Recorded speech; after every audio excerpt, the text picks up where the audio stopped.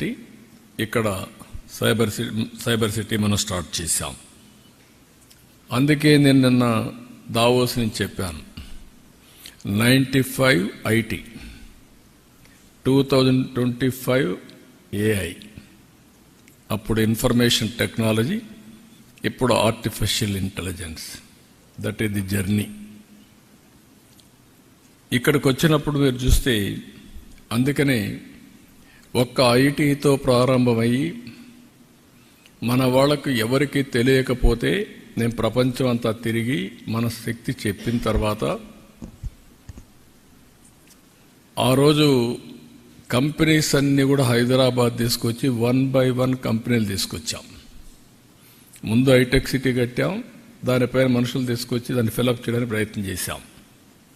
అదే సమయంలో మీరు ఒకసారి చూస్తే చదువుకోవాలంటే కాలేజీలు లేవని రంగారెడ్డి జిల్లాలో 25 హై స్కూల్స్ లేవు. హై స్కూల్స్ లేని జిల్లాలో 200 ఇంజనీరింగ్ కాలేజీలు ప్రమోట్ చేశాం.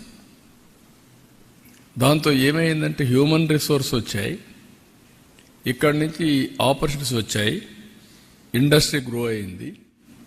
అదే సమయంలో ఆ రోజు ఇంగ్లీష్ కూడా మన పిల్లలకు సరిగా రాకపోతే ప్రొనౌన్సియేషన్ అర్థం చేసుకోవడం, అవతల మాట్లాడితే వీళ్ళు ఫాలో కాలేకపోతే ఐటీ చేస్తూనే ఇంగ్లీష్ కూడా టీచ్ చేశాం.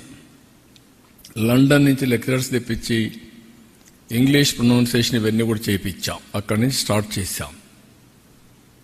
ఈరోజు నేను గర్వంగా చెప్పగలుగుతున్నా, ఆ రోజు చేసింది జాబ్ వర్క్. 95 నుంచి మన వాళ్ళు బిగిన్ చేసింది జాబ్ వర్క్. అంటే అమెరికాలో డే టైం డాక్టర్స్ ప్రాక్టీస్ చేస్తే మనకు వాళ్ళకు రాత్రి, మనకు డే టైం, వీళ్ళు కూర్చొని వాళ్ళు పంపించిందంతా టైప్ చేసి కంప్యూటర్లో యాడ్ చేసి పెడితే నెక్స్ట్ డే మార్నింగ్ నుంచి వర్క్ స్టార్ట్ చేశారు. ఇప్పుడు ఆర్టిఫిషియల్ ఇంటెలిజెన్స్ ఆ వర్క్ కూడా అవసరం లేదు, ఏఐకి చెప్పేసి అది చేసేస్తుంది. మీ వాయిస్ అంతా కన్వర్ట్ చేసి టెక్స్ట్ పెట్టేసే పరిస్థితికి వచ్చాం. అక్కడి నుంచి స్టార్ట్ చేశారు. అక్కడి నుంచి స్టార్ట్ చేసిన వాళ్ళు నేను చాలాసార్లు చెప్పేవాడిని, నువ్వు ఉద్యోగం అడగడం కాదు, నువ్వు ఉద్యోగం ఇచ్చే పరిసరాలు, జాబ్ సీకర్ కాదు, జాబ్ ప్రొవైడర్ అని. నేను జురిక్ వెళ్ళినప్పుడు మొత్తం 500 మంది 12 కంట్రీస్ నుంచి వచ్చారు, 600 మంది వచ్చారు. వాళ్ళు ఎంత జుబిలియంట్గా ఉన్నారంటే దగ్గర 25% to 30% అందులో ఆంటర్‌ప్రెన్యూర్స్ ఉన్నారు.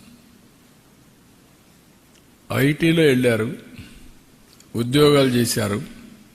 సెక్యూరిటీ కోసం ఒకరు వైఫ్ అండ్ హస్బెండ్ ఉంటే ఒకరు ఉద్యోగం చేస్తూ ఒకరు కంపెనీ పెట్టారు.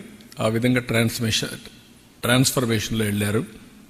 ఈరోజు 25% యూరోప్లో ఉండే పరిస్థితి వచ్చారంటే అమెరికాలో highest per capital income Indians, 30-35% Telugu వాళ్ళు.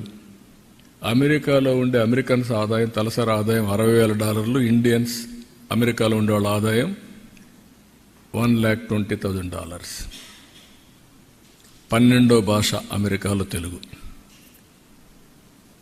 అంటే ఇవన్నీ ఏదో డికేడ్స్, సెంచురీస్ కాదు, 25 సంవత్సరాల చరిత్ర, మ్యాక్సిమం 30. ప్రారంభమైనప్పుడు టేకాఫ్ కాలేదు, 95లో ప్రారంభించాం, 2025 నాటి పరిస్థితి. ఈరోజు మొత్తం నేను చూస్తే 100 దేశాల్లో తెలుగు వాళ్ళు ఉన్నారు.